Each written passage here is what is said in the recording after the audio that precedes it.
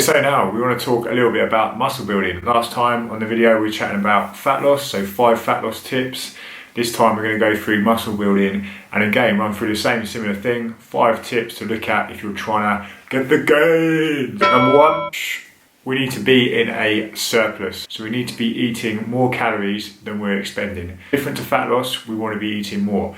We don't want to go too far overboard though, so what we're looking at is a surplus just enough to put us in that position where we can build some lean tissue. So there were studies done that showed there was no difference between going just over by 600 calories over your maintenance to people who were then eating 1,000 calories plus. No difference at all. At the end of the day, when they dieted back down, the only difference being the guys who ate way over their allowance then had to lose more body fat.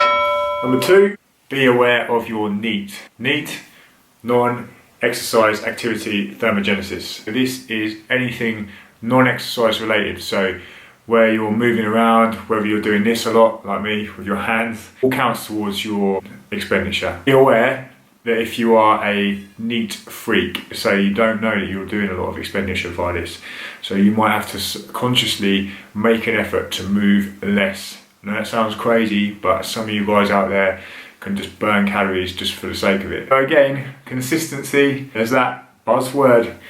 Alright, this is not just for fat loss, okay? Within muscle building, we have to be consistent. Unless you're new to lifting or you've had a little bit of a layoff, then trying to build lean muscle tissue is like watching paint dry. It is that painful. So you have to be consistent, get your surplus, stick to it, and accept the fluffiness.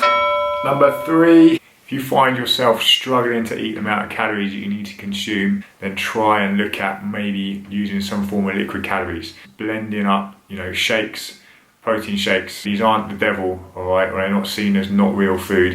And I'm not talking about blending up your chicken breasts like some idiots do. Looking at blending up high nutrient dense shakes, use nut butters, get your oats in there, and then consume it in a liquid form. It's going to make it a lot easier to get the calories in if you're not used to eating a lot of food. Okay, and your 5th and final tip for trying to build muscle, be smart with your training. Yes, we all like to get in the gym and just smash out all the drop sets, supersets, get that pump, bro. That's what we live for. It's not smart. It's not a progressive way to train. Look at your volume, break it down, and make sure that's progressive over time. We know that volume correlates to muscle tissue growth.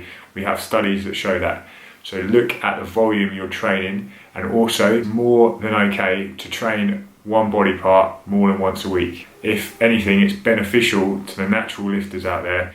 If you've got a struggling body part or a lagging body part, let's try and train it more than once a week and program that in along with your volume. There we go, 5 tips to muscle building, by no means exhaustive. Next up, we're going to be talking about macros, so keep an eye out for that one.